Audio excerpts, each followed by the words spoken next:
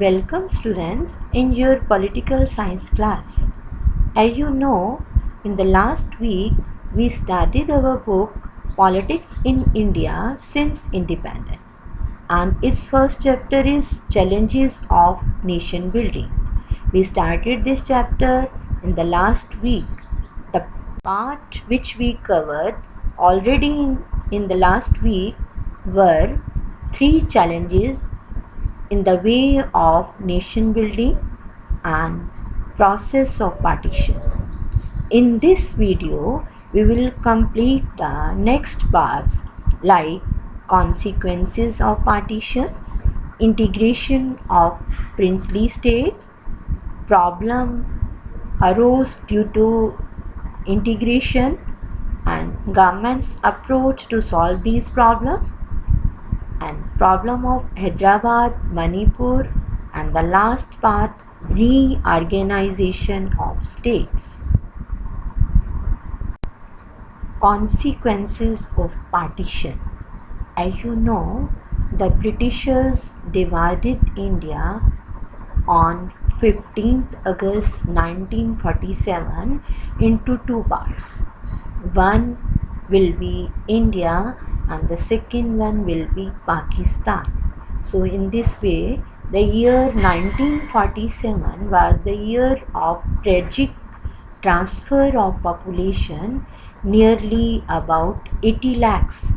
80 lakhs people were transferred from India to Pakistan and from Pakistan to India. There were killings and atrocities on both sides of the border. Muslims were killing Hindus and Hindus were killing Muslims on both the sides. Between 5 to 10 lakh people were killed in partition related violence. Some cities like Lahore, Amritsar, Kolkata became divided into communal zones as Muslims would avoid going into an area where mainly Hindus or Sikhs lived. Similarly, the Hindus and Sikhs stayed away from areas of Muslim predominance. Means Muslims were not ready to go into the area where Hindus and Sikhs were living, and Hindus and Sikhs were not ready to go in the area of Muslim dominance. So minorities on both sides of the border left their homes and often secured temporary shelter in refugee camps. You just see on screen how there was a train full of refugees in 1947. Refugees were those who were shifting or transferred from India to Pakistan and from Pakistan to India. What were the other consequences of partition? People travel to the site of the new border often by foot. It means that not only by trains but even people traveled from one part to another by foot. During this journey, they were often attacked, killed, and raped. In many cases, women were killed by their family members to preserve the family honor. How the people were killing women in order to preserve the family honor. Many children were separated from their parents. Writers, poets, filmmakers in India and Pakistan expressed their sufferings and violence in their novels, short stories, poems, and films. As you have seen films like Gadar or Bhag Milkha Bhag, etc., how the people were suffered during this partition. Next problem was the problem of integration of princely states. After partition, the next problem which India was facing at that time was the integration of princely states. British India was divided into two parts at that time. First part was British Indian provinces, which were directly under the control of the British government. Second were princely states. These were large and small states which were ruled by princes, and these princely were known as princely states. They enjoyed some form of control over their internal affairs as well as they accepted British supremacy. This was called paramountcy of the British Crown. What's the meaning of this? These princely states enjoyed some form of control over their internal affairs as well as they have to accept British supremacy. So this was known as paramountcy of the British Crown. Crown here means an institution which consists of the king or queen of the England and the Parliament of Britain. The problem. So what were the problem of these princely states? Before independence, British announced that all these 562 princely states would become legally independent. Means they were free to join either India or Pakistan or remain independent if they so wished.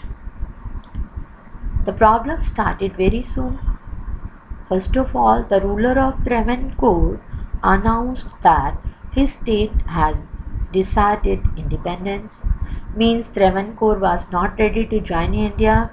Then Nizam, ruler of Hyderabad, made a similar announcement in the next day.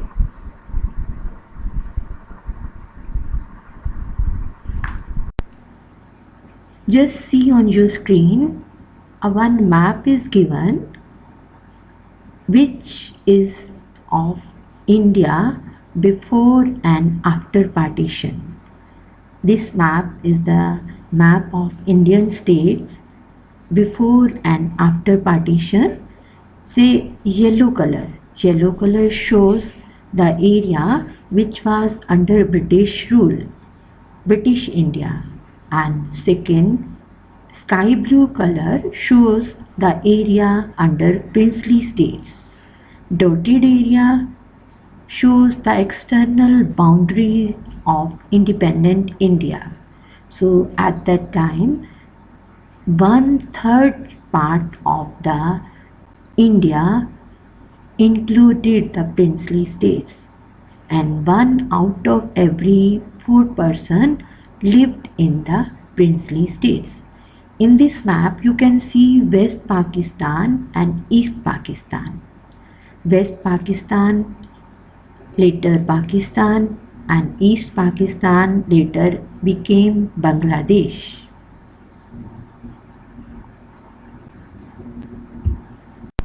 What was government's approach to solve this problem of princely state?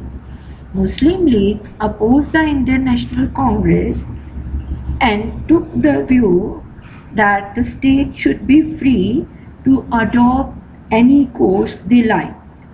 It means that the Indian state, if they want to join India, they can join it. If they want to join Pakistan, they can join it. But here, Sardar Patel, India's Deputy Prime Minister and Home Minister during that crucial period, played an important role in joining these princely states into the Indian Union. It may look easy now, but it was a very complicated task. So he is rightly called the Iron Man of India.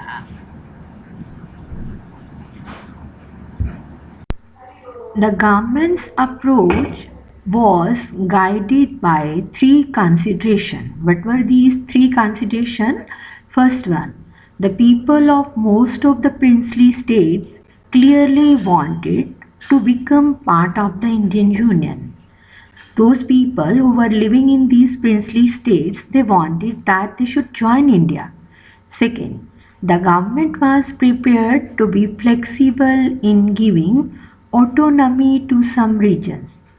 Indian government was also ready to give some type of freedom, to give some type of rights to these regions.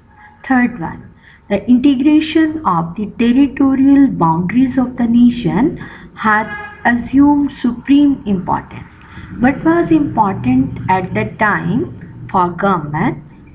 It was to integrate the territorial boundaries of the nation. Means the integration of the territorial boundaries, that was supreme important matter at that time. So the rulers of most of the states signed a document called the Instrument of Accession. It meant that their state agreed to become a part of the Union of India. So many princely states, they signed a document and they were ready to join the Indian Union. Dear students, just see the picture given on the screen. Here is the picture of Sardar Vallabhbhai Patel, who played an important role in the integration of princely states, and second one is the Nizam of Hyderabad. Hyderabad was not ready to join to the Indian Union, but later on Sardar Vallabhbhai Patel convinced the ruler of Hyderabad and the ruler of Manipur to join the Indian Union. So in this video we completed up to this. The next part of the chapter, which includes the adjoining of Hyderabad and Manipur and reorganization of states, creation of new states, we will discuss in the next video.